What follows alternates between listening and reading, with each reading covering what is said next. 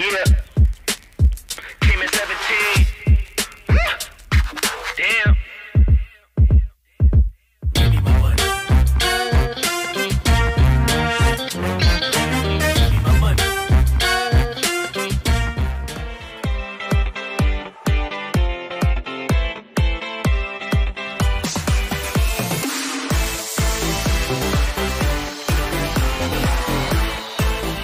Assalamualaikum warahmatullahi wabarakatuh. Di video kali ini saya berada di Warkop Pak D29, ngopi bareng bersama dengan salah seorang pegiat usaha ekonomi kreatif. Tapi usaha yang digeluti ini sangat keren dan menurut saya hanya satu-satunya di Kolaka. Apa usahanya? Jadi usahanya itu adalah pembuatan mini MotoGP handmade. Jadi itu dibuat dengan tangan sendiri. Ya, siapa? Beliau, penasaran? Bang Ardi. Apa kabar? Baik. Assalamualaikum warahmatullahi wabarakatuh. Gimana? Saya sangat tertarik pas lihat produk yang kita buat itu. Saya sampai blank. Ternyata di kita ada juga orang yang bisa membuat seperti ini. Ini salah satu produk yang menurut saya produk yang luar biasa sekali. Karena selain langka, unik dan pasti peminatnya banyak. Ini ceritanya dapat bisa membuat seperti ini tuh dari awalnya seperti apa, Bang Adi? Awalnya saya menggeluti kerajinan ini, pertama sih saya rasa cinta saya terhadap MotoGP. Oh, jadi pertama hobi dengan MotoGP. Awalnya itu saya hobi, setelah itu saya bergabung dengan komunitas-komunitas pencinta MotoGP waktu itu di Jakarta. Setelah kita kumpul gitu, semua bawa pernak-pernik MotoGP dari baju lah, apa segala macam. Saat itu ada yang membawa motor seperti ini. Saya melihat, terus saya lihat, wah ini keren. Iya. Bisa seperti ini, kerennya kan maksudnya saya tidak pernah lihat miniatur seperti ini sedetail ini waktu itu. Jadi saya tanya, pada saat itu lucu juga karena rasa ingin saya yang begitu besar, sampai saya langsung mau beli punya orang itu. Dia senyum-senyum waktu saya tanya, ini saya beli bang, berapa harganya? Dia senyum-senyum. Pas dia sebut harganya, waktu itu dia sebut harganya 3 juta lebih. Iya. Itu tahun berapa, Pak? Itu 2012. Saya kaget. Wih, gila. Harga segitu kan? Iya, betul. Oh, jadi saya langsung, oh iya bang, nanti kalau duitnya ada, saya hubungi. Waktu lihat itu dikiranya harga berapa pada saat itu? Saya pikir kan 800.000 ya. 500.000. Pokoknya di bawah 1 juta lah ya. Setelah itu saya ketemu teman tanya, oh yang kayak begituan itu mahal ya? Iya itu, ini nggak sama yang kayak biasa. Kan produk yang umum itu yang paling rame, hampir semua orang pernah lihat itu, dia kelasnya diecast. Iya. Jadi bentuk motor, mobil apa segala macam. Tapi kekurangan diecast itu kan baut-bautnya itu gede kelihatan. Betul. Terus kalau bautnya dilepas belah dua. Iya. Jadi tampilan luar doang. Oh iya betul. Sementara ini dari fairing, buka segala macamnya itu kayak motor beneran. Iya. Oh begitu ya, gini. Ini apa namanya? Ini namanya model kit. Itu bahannya kalau kamu mau ada dari Tamiya begini. Waktu itu saya penasaran, pas harus punya. Saya beli bahan waktu itu harga 1.200.000. Saya bilang gila, bahan aja udah 1.200.000. Pas datang, saya pesan datang plastik semua. Iya. Waduh, ini harus ada ininya, harus begini. Wah, saya sempat, oh ini gimana? Akhirnya waktu itu di Jakarta ada beberapa orang yang disebut modeler yang mengerjakan seperti ini. Saya berteman sama mereka. Saya berteman, lihat-lihat, pelajari, terus saya dikasih beberapa link informasi yang dari ini apa untuk melihat orang Jepang. Iya. Dari situ saya pelajari, hampir kurang lebih saya pelajari itu 1 tahun. 1 tahun. Belajar doang. Sambil mengumpulkan bahan-bahan yang dibutuhkan kan. Dan segala macam. Pas saya belajar, hasilnya luar biasa belepotan. Luar biasa belepotan. Itu padahal sudah 1 tahun nih. Iya, belepotan. Ternyata saya dalami lagi bahwa ternyata yang seperti ini memang kita harus apa ya, nggak bisa nafsu tinggi. Wow, harus slow. Jiwa harus gimana gitu ya. Pokoknya pakai rasa. Iya. Jadi pas saya tanya si pembuat motor itu, kamu bikin begini ada jasa nggak? Ada jasanya. Waktu itu masih 2012, jasa perakitan itu masih 800-an ribu. Jasa perakitan di luar bahan. Masih wah, seru juga. Saya pelajari, akhirnya saya membeli bahan lagi karena penasaran. Hampir lebih 4 bulan saya dalami. Setelah 4 bulan hasilnya udah lumayan dan saya coba pasarkan. Iya. Saya pasarkan, laku. Wah, laku. Setelah itu jadi saya beli bahan, saya buat, saya pasarkan. Kan? Jadi orang terima jadi. Belum ada orang yang kirim bahan ke saya mau pakai jasa saya, belum. Saya lihat perbandingan dengan master kan dulu tuh ada event di Balai Kartini Jakarta. Iya. Itu banyak motor-motor yang dipajang seperti ini. Saya lihat hasilnya luar biasa, lebih bagus lah. Jadi saya dekati orangnya, saya bertanya. Jadi sebenarnya saya itu mencari ini yang bagus buatan siapa, ini yang bagus buatan siapa. Saya dekati orangnya. Jadi awal mula saya curi pengalaman begitu dari orang dari seperti itu. Saya bilang, oh ya udah, saya putuskan, saya dalami, saya lengkapi semua bahan-bahan yang saya butuhkan, catnya segala macam. Akhirnya lambat laun sudah mulai ada masuk 1 pesanan, 2. Waktu itu masih Jakarta sama Jawa Barat. Sekitaran Jakarta doang. Karena waktu itu saya masih di Jakarta. Iya. Nggak lama saya coba masuk ke komunitas luar negeri. Iya. Waktu itu saya punya teman itu namanya Tan. Saya lupa nama Facebooknya apa. Iya. Saya kenalan, dimasukin ke sana. Saya posting bikinan saya. Pertama kali pesanan saya dari luar negeri itu dari Makau. Dia minta pesan, saya buatin. Setelah saya buatin, saya kirim. Saya nggak nyangka, saya cuma bangga. Walaupun satu, ada yang mau pakai jasa luar negeri, wah bangga lah. Iya, betul. Itu aja lah, itu yang aku banggain. Nggak lama berjamur ternyata. Kalau Eropa paling pertama datangnya dari Belanda. Akhirnya di komunitas luar negeri itu saya dimasukin ke Eropa, ke Amerika Latin. Orang tahu dari mana? Dari Facebook pertamanya. Facebook. Jadi Pas yang ke Makau itu, iya. Nah di situ, alhamdulillah, Iya. produk udah nyampe di Makau. Orang sudah menggeliat. Iya.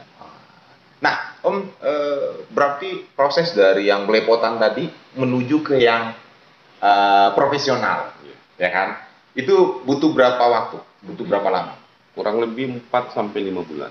4-5 bulan. Berarti satu tahun setengah lah ya, sampai bisa betul-betul meramu dan mendapatkan produk yang memang betul-betul yang diinginkan orang. Nah, kalau untuk penasaran, Om, kalau untuk bahannya sendiri dapat dari mana sampai saat ini? Bahannya ini plastik semua. Plastik. Jadi saya itu dapat bahan itu dari Tamiya dan Fujimi. Oh, Tamiya dan Fujimi. Iya, Fujimi. Jadi tapi yang lebih laris itu orang bahan pesanan itu dari Tamiya. Tapi memang dalam bentuk gelondongan atau memang sudah dalam bentuk seperti ini, Om? Maksudnya sudah Enggak, atau memang apa ya? Dia punya spur. Jadi kayak plastik yang dicetak. ya? Itu spur kita harus rapihin, bersihin, amplas segala macam. Dia bentuk plastik. kita primer. Jadi semua ini untuk warna sendiri, ini kan dia datang dalam bentuk plastik mentah nih. Ya. Banyak spurnya apa segala macam kita bersihin. Setelah kita bersihin sedetail, sekecil, bahkan ada yang beras, bagi duanya beras ada. Wih, sampai sedetil itu. Iya, jadi itu mulai dari yang besar sampai yang bagi dua beras itu ada. Itu warna plastik. Itu semua harus diwarnai. Jadi waktu pengalaman pertama saya ngerakit, warnanya warna feeling saya. Wah ini warna ini biar keren, biru-biru gitu, merah-merah. Ternyata itu salah. Jadi kita harus mewarnainya itu sesuai dengan warna motor asli. Motor aslinya.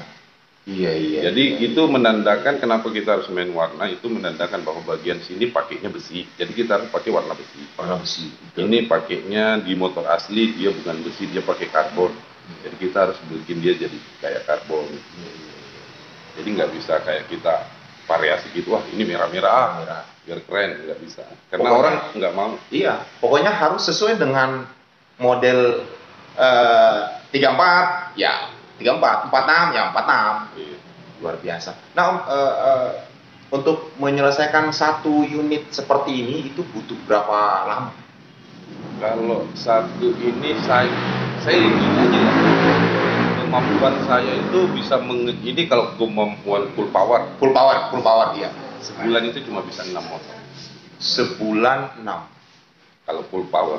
Kalau full power. Jadi kadang-kadang yang mengganggu itu karena kita kan kerjanya barang kecil, butuh penerangan lebih. Saya pakai lampu 4. Iya. 4 lampu. Jadi kadang kalau sudah 1 jam, 1,5 jam pusing. Jadi berhenti dulu. Berarti rata-ratanya ya itu Om ya, 5 dalam satu unit ini 5 hari lah. 5 hari. Ya 5 hari karena 6 dalam 1 bulan itu kalau full power. Tapi kalau dibuat nyantai ya mungkin bisa 10 hari. 4. Oke. Nah, untuk tadi kan ke Makau, terus ke mana? Ke Belanda. Selain itu kemana lagi penjualannya? Di dalam negeri maupun di luar? Kalau dalam negeri sampai saat ini yang rame itu di Pulau Jawa.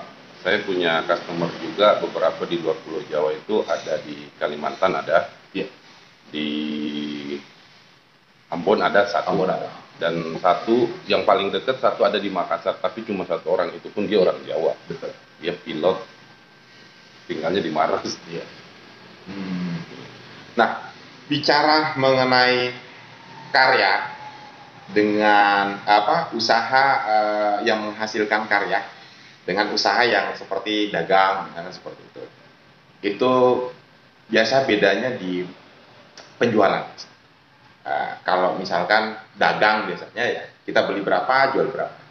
Nah kalau karya itu berhak kita menjualnya mau seharga setinggi langit pun berhak karena karya kita yang kita jual. Dan ini langka.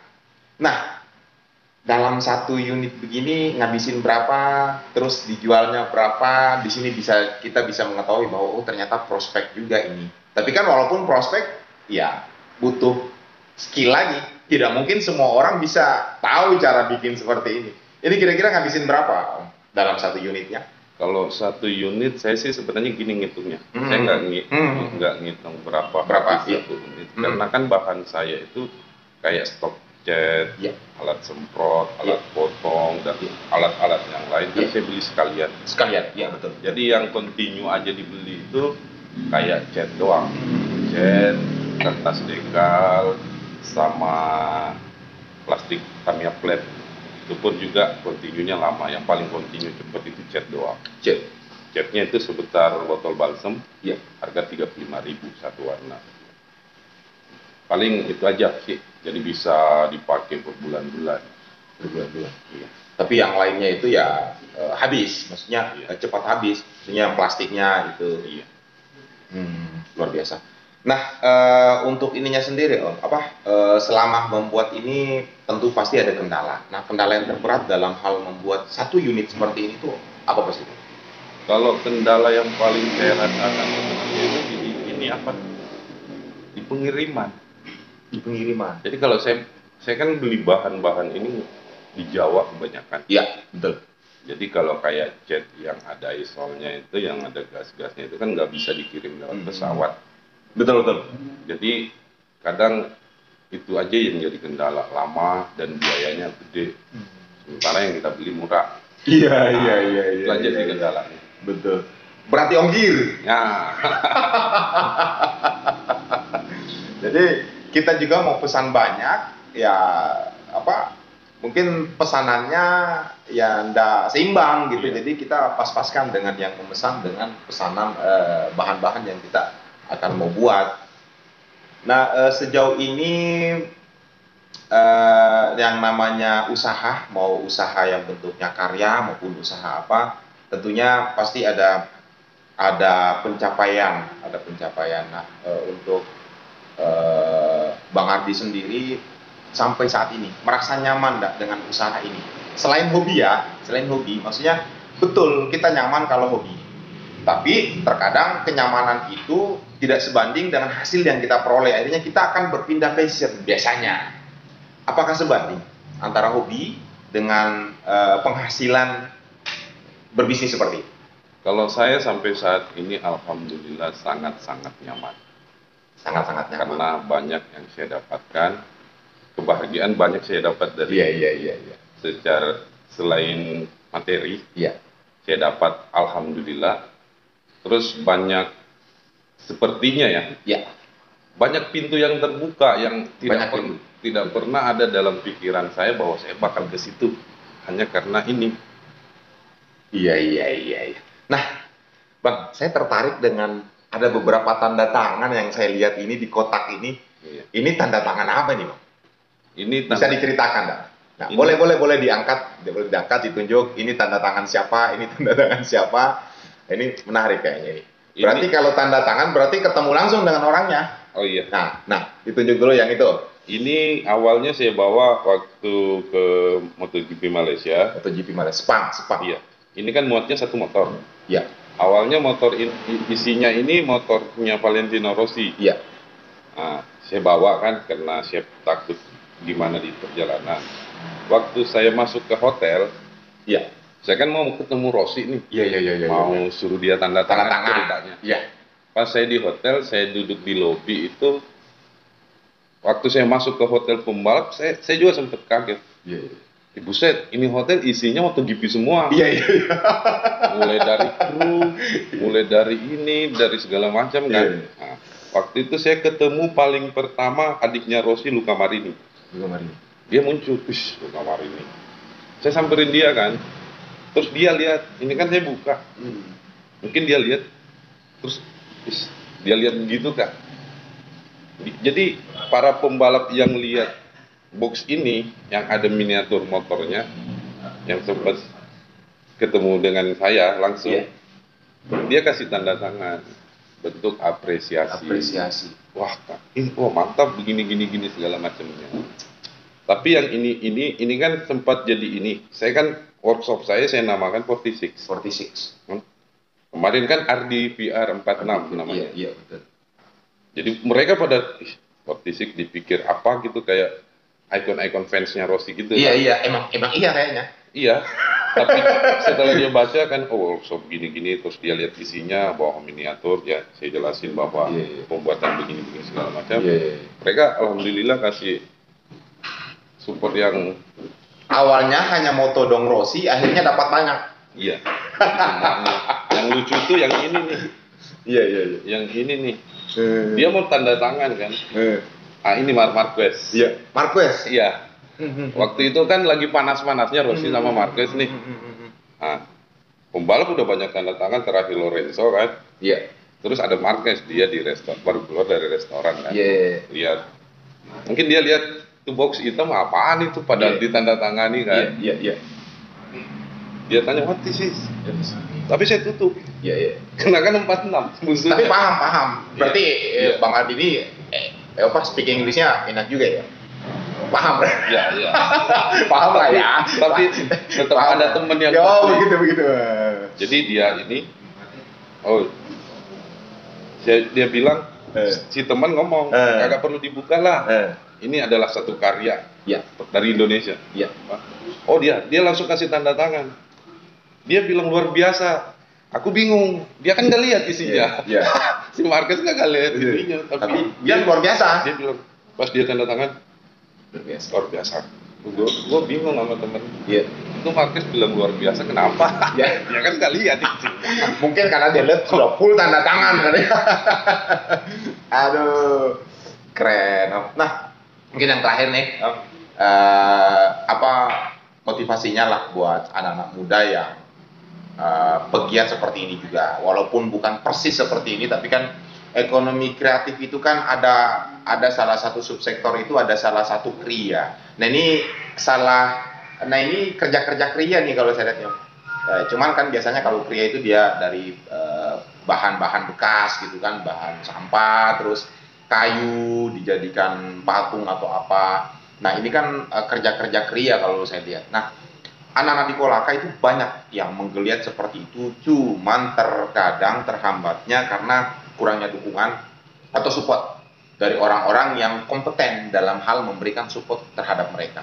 Nah mungkin kalau Bang Ardi, Om Ardi ini pas sekali untuk memberikan motivasi kepada mereka, biar semangatnya semakin membara lah.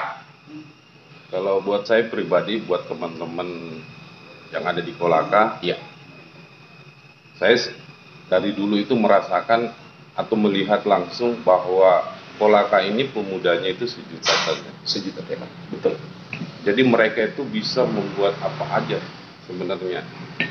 Hanya kadang memang kita merasakan sendiri bahwa kadang ada gangguan itu yang dalam bentuk support yang kurang, terus dukungan yang kurang, dan yang paling terakhir menurut saya mungkin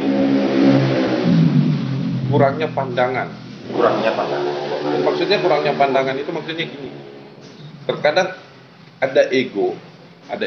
Saya rasa kalau saya pesan dari saya pribadi buat teman-teman Kolaka, jangan memelihara ego. Mari kita berteman, saling bertukar. Jangan bilang, ngapain gue nanya ke lu? Betul. Wah ini senior. Betul. Nah, jangan, itu hilangkan. Ilmu ada di antara kita, rezeki datang dari kita semua. Jadi harus bertukar begini, sehingga paham bahwa hanya saja pintunya yang kita belum dapat. Ngapain saya bikin begini? Orang kagak ada yang suka begini, nggak ada gini.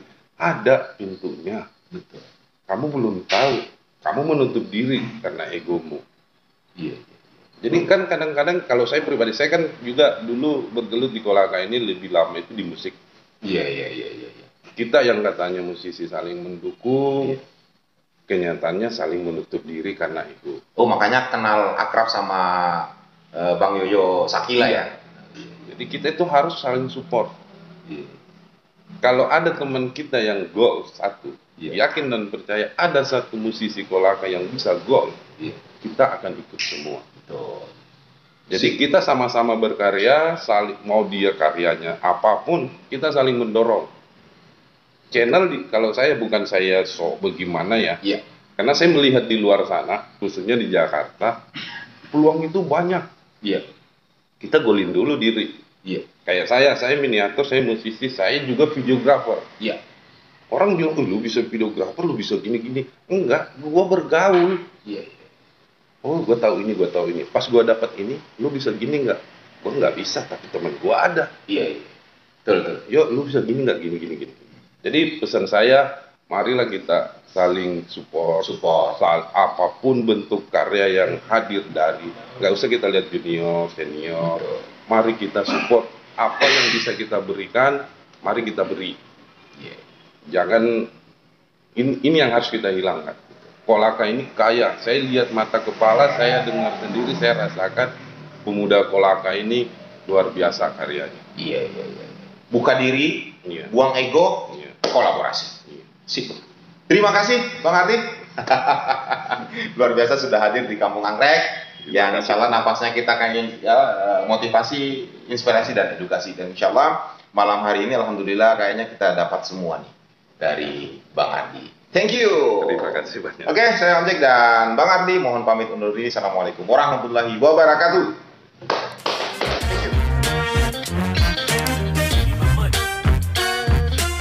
Hey, check this out. I gave you 10 a week ago.